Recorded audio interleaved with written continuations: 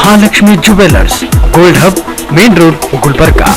April 23ರಂದು ನಡೆಯುವ ಕಲಬುರಗಿ ಲೋಕಸಭಾ ಚುನಾವಣೆಗೆ ವಿಕಲಚೇತನ ಮತದಾರರು ಮತದಾನದಿಂದ ವಂಚಿತರಾಗಬಾರದೆಂಬ ಉದ್ದೇಶದಿಂದ ಕಲಬುರಗಿ ವಿಭಾಗದ ಒಟ್ಟು 95,600 ವಿಕಲಚೇತನ ಮತದಾರರನ್ನು ಮತಗಟ್ಟೆಗಳಿಗೆ ಕರೆತರುವ ವ್ಯವಸ್ಥೆ ಮಾಡಲಾಗಿದೆ ಎಂದು ಕಲಬುರಗಿ ವಿಭಾಗದ ಪ್ರಾದೇಶಿಕ ಆಯುಕ್ತ ಸುಬೋಧ್ ಯಾದವ್ ಅವರು ತಿಳಿಸಿದರು.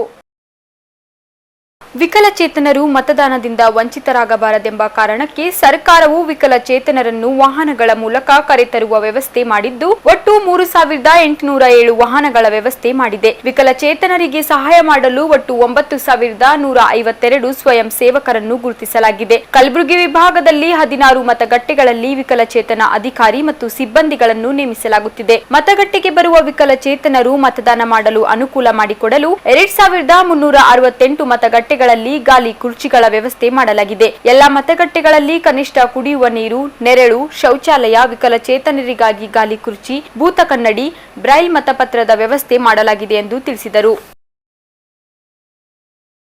ದೇವಾನಂದ್ ಸ್ಯಾರಿ ಸೆಂಟರ್, ಕಾಮತ್ ಹೋಟೆಲ್ ಹಿಂದುಗಡೆ, ಸೂಪರ್ ಮಾರ್ಕೆಟ್, ಕಲಬುರಗಿ. ಕಲಬುರಗಿ ಜಿಲ್ಲಾ ಸ್ವೀಪ್ ಸಮಿತಿಯು ಕಲಬುರಗಿಯ ನಗರೇಶ್ವರ್ ಶಾಲೆಯಿಂದ ಜಿಲ್ಲಾಧಿಕಾರಿಗಳ ಕಚೇರಿಯವರೆಗೆ ಬೃಹತ್ ಮ್ಯಾರಥಾನ್ ಓಟವನ್ನು ಆಯೋಜಿಸುವ ಮೂಲಕ ಮತದಾನದ ಜಾಗೃತಿ ಮೂಡಿಸಲಾಯಿತು.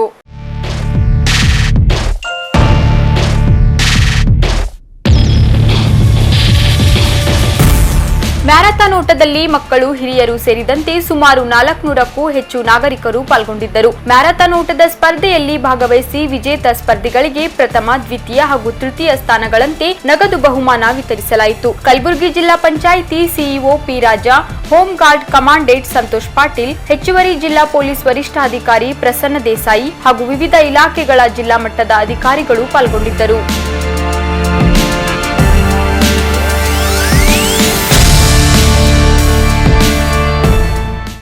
ಲಗೇಜ್ ಶಾಪಿ, ವಿವಿ ಸಂಘ ಶಾಪಿಂಗ್ ಕಾಂಪ್ಲೆಕ್ಸ್, ವೆಟರ್ನರಿ ಆಸ್ಪತ್ರೆ ಎದುರುಗಡೆ, ಗುಲ್ಬರ್ಗಾ. ಏಪ್ರಿಲ್ 23ರಂದು ಕಲಬುರಗಿಯ ಮೀಸಲು ಲೋಕಸಭಾ ಕ್ಷೇತ್ರದ ಚುನಾವಣೆ ನಡೆಯಲಿದ್ದು ಮತದಾರರು ಮತದಾನಗೈಯಲು 11 ಬಗೆಯ ಗುರುತಿನ ಚೀಟಿಗಳಲ್ಲಿ ಯಾವುದಾದರೂ ಒಂದು ದಾಖಲೆಯನ್ನು ಒದಗಿಸಿ ಮತದಾನ ಮಾಡಲು ವ್ಯವಸ್ಥೆ ಮಾಡಲಾಗಿದೆ ಎಂದು ಜಿಲ್ಲಾಧಿಕಾರಿ ಆರ್ ವೆಂಕಟೇಶ್ ಕುಮಾರ್ ಅವರು ತಿಳಿಸಿದರು.